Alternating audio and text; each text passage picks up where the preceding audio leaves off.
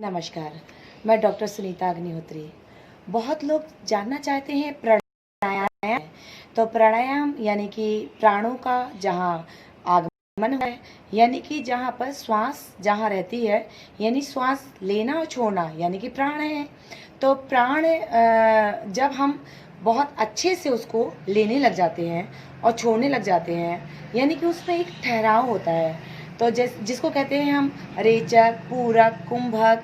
यानी कि पूरक का मतलब है लेना। आपने श्वास भर ली और भरने के बाद अगर आपने अंदर ही होल्ड कर लिया तो उसको कहते हैं आंतरिक कुंभक। और हमने श्वास को बाहर निकाल दिया तो यानी कि रेचक। तो रेचक को हम जब बाहर निकाल देते हैं, यानी श्वास बाहर निकाल दिया तो रेचक। और जब बाहर निकालने के बाद हमने उसको रोक दिया वही बाहरी, तो उसको हम बाह्य कुंभक कहते हैं। तो बाह्य कुंभक और आंतरिक कुंभक में अंतर क्या है? अंदर श्वास भरी, रोक लिया, आंतरिक कुंभक। बाहर श्वास निकाल दी, बाहर रोक लिया, बाह्य कुंभक। इस तरह से हमें कुंभक लगाना आ जाता है। जब हम श्वास को अंदर लेकर और सारे के सारे पूरी तरह से अंदर से जितनी भी सांस भरने के बाद हम छोड़ देते हैं शरीर को, तो यानी कि हमारा पेट पूरी तरह से खाली हो जाता है। श्वास भरने के बाद हमने पूरी तरह से पेट को बाहर फुला दिया, तो यानी कि उसको फुला दिया, तो इसका मतलब कि हमारे अंदर वायु भर गई और उसको धीरे धीरे खाली कर देंगे हम। यानी कि पेट पूरी तरह से चिपक जाएगा और अंदर कुछ भी नहीं बचा है। और बाहर निकाल दिया हमने श्वास को, तो यानी कि आपके अंदर जितनी भी अनवांटेड गैसेस थी वो बाहर निकल गई। तो उसमें भी आपको कुंभक लगाना है, होल्ड करना है। तो इस तरह से आप जब प्राणों का यानी कि आपको श्वासों का कहाँ लेना, कहाँ छोड़ना, कितनी देर लेना, कितनी देर छोड़ना, ये सारा चीज़ अगर आपको आ जाता है तो यानी कि प्राणायाम आ गया। और प्राणायाम यानी कि इम्यूनिटी। तो इम्यूनिटी सिस्टम यानी कि हमारी रोग प्रतिरोधक क्षमता बढ़ने लग जाती है और हमें अपनी बीमारियों से लड़ने की ताकत हमें खुद ही अपने अंदर बढ़ानी है। वो कैसे बढ़ाएंगे? श्वास के द्वारा, प्राणायाम के द्वारा। तो प्राणायाम को लेना और छोड़ना आपको विशेष तौर पर हम सिखाने वाले हैं। कपालभाति क्रिया में ज़्यादातर हम रेचक प्रदान करते हैं। हम अनुलोम विलोम में लेना और छोड़ना दोनों के बीच में एक कुंभक होता है, आंतरिक कुंभक और बाह्य कुंभक। उसको भी आपको बहुत अच्छे से करना होगा। हमने श्वास भरी, भरने के बाद कुछ क्षण के लिए रोक दिया, श्वास बाहर निकाली, कुछ क्षण के लिए उसमें भी रोक दीजिए। फिर देखिए कितना अंदर से कितना प्रफुल्लित हो जाता है मन, शरीर एकदम खुल उठता है, आनंद ही आनंद लगता है। तो आप प्राणायाम को जब आप अच्छे से पीना सीख लेते हैं, यानी कि प्राणायाम को भी एक पीना और खाना आने लग जाता है, तो ऑटोमेटिक अपना पेट भरा भरा लगता है। यानी तृप्ति जब हमें पूरी तरह से होने लग जाती है, प्रकृति में असीम इतनी एनर्जी है कि उसको हम लेते नहीं हैं और हम ताउम्र उसको हम ले ही नहीं पाते, भोग ही नहीं पाते। जिस दिन हम भोगने लग जाते हैं और ज़्यादा और ज़्यादा और ज़्यादा हमें लेने की इच्छा करती है। तो यही है प्राणायाम। तो आपको देखना है, आप देखिए कई सारे अलग अलग प्राणायाम होते हैं, तो हम आगे बताते जाएंगे। आप हमारे साथ जुड़े रहिएगा। हम बहुत सारे प्राणायाम आपको बताते हैं कि आपको मुंह को फुला के रोकना है, आपको जीभ को ऊपर लॉक करके अंदर ही अंदर गुंजन क्रिया करनी है, आपको सारी इंद्रियों को बंद करके गुंजन क्रिया करनी है। ये सारे प्राणायाम आपके लिए इतने ज़्यादा, आपकी पंच इंद्रियां हैं, आपकी छठी इंद्रिय है जो जिसको कहते हैं स्पिरिचुअल, यानी कि सिक्स सेंस। आपको पता चलने लग जाता है कि आपके साथ होने वाली घटनाएं हम टाल तो नहीं सकते, लेकिन उससे हम बचाव कर सकते हैं अपने आप को। तो इस तरह से आपको आगे आने वाली मुसीबतों से आपको थोड़ा सा सतर्कनेस आ जाती है, आप उससे थोड़ा सा सतर्क हो जाते हैं, तो अपने आप को संभालने की स्थिति में आ जाते हैं। तो आप इस तरह से प्राणायाम के साथ ज़्यादा से ज़्यादा आपको जुड़ना है और हमारे साथ जुड़े रहिएगा। तो हम बहुत सारा कुछ आपको बताने वाले हैं। तो चलते हैं हम कपालभाति क्रिया।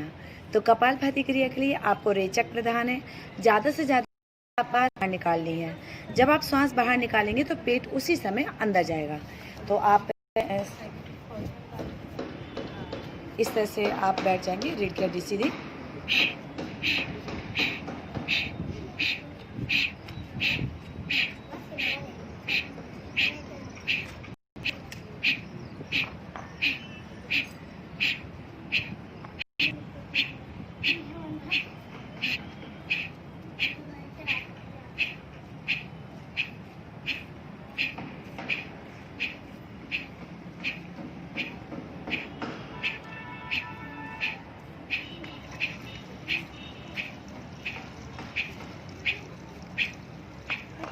इस तरह से आप 20-20 के 3 सेट, 30-30 के या 50-50 के, या अभ्यास धीरे धीरे जब बढ़ता जाता है तो आप इसके काउंटिंग बढ़ाते चले जाइए। 100-100 के भी 3 सेट कर सकते हैं, या फिर आप और भी ज़्यादा इसको बढ़ा सकते हैं। अभ्यास के ऊपर है आप कितना अभ्यास आपने आगे ले जा पाएंगे। अब उसके बाद हम करेंगे भस्त्रिका प्राणायाम। तो भस्त्रिका प्राणायाम के लिए श्वास जितनी भरनी है उतनी ही बाहर निकालनी है। तो आप बैठे बैठे भी आराम से भर सकते हैं। ये लेना भी जितना है उतना ही छोड़ना है, बराबर का रखना है। तो और ऐसे भी कर सकते हैं, श्वास गहरी भरनी है और श्वास गहरी छोड़नी है। जितनी श्वास भरनी है उतनी श्वास आपको बाहर निकालनी है। तो इसका भी अभ्यास करेंगे हम।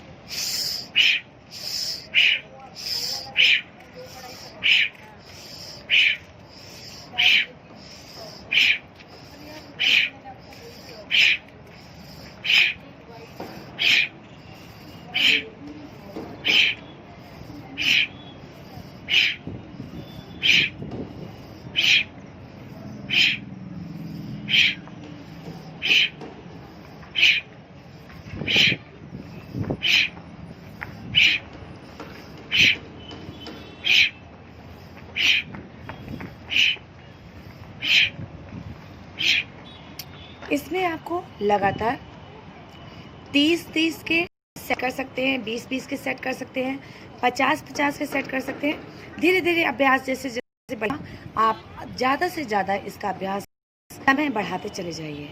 अब हम करेंगे अनुलोम विलोम प्राणायाम। तो अनुलोम विलोम प्राणायाम के लिए आपको सांस गहरी भरनी है और भरते समय आपको काउंटिंग करनी। कितनी? 1 2 3 4। फिर उसके बाद दोनों नासिका बंद कर लेंगे, दोनों आईब्रो के मध्य लगा लेंगे उंगलियों को, और रोकना है आपको अंदर ही। अंदर रोकते समय आपको 16 काउंटिंग करनी है। 1 2 3 4 5 6 7 8 9 10 11 12 13 14 15 16। फिर आपको निकाल देनी है अपोजिट से बाहर। 1 2 3 4 5 6 7 8। पुनः उसी से भरनी है अंदर। 1 2 3 4। फिर होल्ड कर देना है दोनों नासिका बंद करते हुए 16 टाइम, और फिर निकालनी है बाहर 8 टाइम। 8 टाइम के लिए निकालने के बाद फिर वापस आपको भरनी है 4 टाइम के लिए। यानी कि आपको जितना भरना है उसे 4 गुना रोकना है और 2 गुना निकालना है बाहर। यह धीरे धीरे अभ्यास जब आपका बढ़ जाता है तो बहुत अच्छे ढंग से आप करने लग जाते हैं। लेकिन प्रारंभ में आप श्वास लीजिए, फिर उसके बाद श्वास को बाहर निकाल दीजिए, फिर जिससे सांस आपने बाहर निकाली उसी से पुनः भरिए, फिर अपोजिट से बाहर निकाल दीजिए। इस तरह से अभ्यास के बाद ही आप होल्ड की स्थिति में जाएंगे। तो कैसे?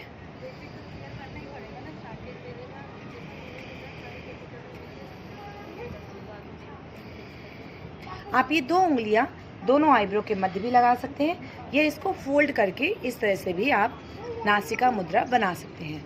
ये आपके ऊपर है कि आपको ऐसे लगाकर कंफर्टेबल फील करते हैं,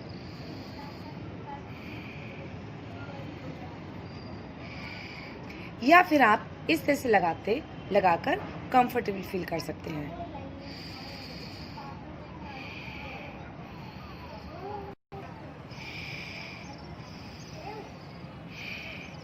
जब आप लगने लग जाए कि यह आपका रिदम बहुत अच्छा होने लग गया है, तब आप पूरक कुंभक लगाएंगे और रेचक कुंभक लगाएंगे। यानी श्वास भरने के बाद होल्ड करना है और श्वास निकालने के बाद भी होल्ड करना है। ये आपका अनुलोम विलोम यानी कि नाड़ी शोधन हो जाएगा। इससे आपकी इम्यूनिटी जो है, आपका इम्यून सिस्टम बहुत इंक्रीज होगा, प्लस आपका बहुत ज़्यादा पावर आएगी बॉडी, आपके लंग्स बहुत पावरफुल होंगे, आपकी रोग प्रतिरोधक क्षमता बढ़ती चली जाएगी। तो इस समय आपके वैक्सिंग या तो वैक्सिंग अभी आई नहीं है, और आपका दूसरा उपाय है आप इम्यूनिटी जो है, आपका इम्यून सिस्टम उसको बढ़ाना है। तो इम्यूनिटी बढ़ाने के लिए आपको प्राणायाम के संपर्क में जाना पड़ेगा। प्राणायाम को ज़्यादा से ज़्यादा आपको सुबह शाम दोनों टाइम, या समय नहीं है तो 1 टाइम तो कम से कम करना ही करना है। फिर हम आ जाते हैं आपको भस्त्रिका प्राणायाम के बाद आपको करना होता है उज्जाई प्राणायाम। तो भस्त्रिका प्राणायाम के बाद अनुलोम विलोम, फिर उसके बाद उज्जाई प्राणायाम। उज्जाई प्राणायाम के लिए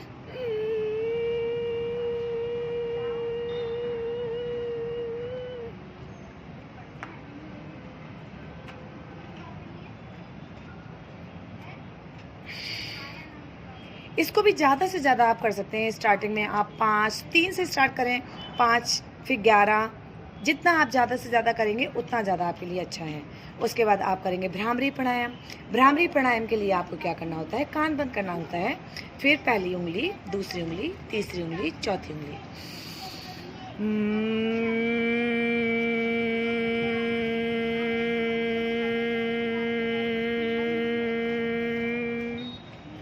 इसको भी आप 3, 5, 7, 11 जितना ज़्यादा अभ्यास आप बढ़ाते चले जाएंगे उतना ज़्यादा आपकी इंद्रियां कंट्रोल में रहेंगी, आपकी इंद्रियां स्ट्रांग होंगी, आपकी सिक्स सेंस जागृत होगा, ईश्वरी शक्ति जागृत होगी।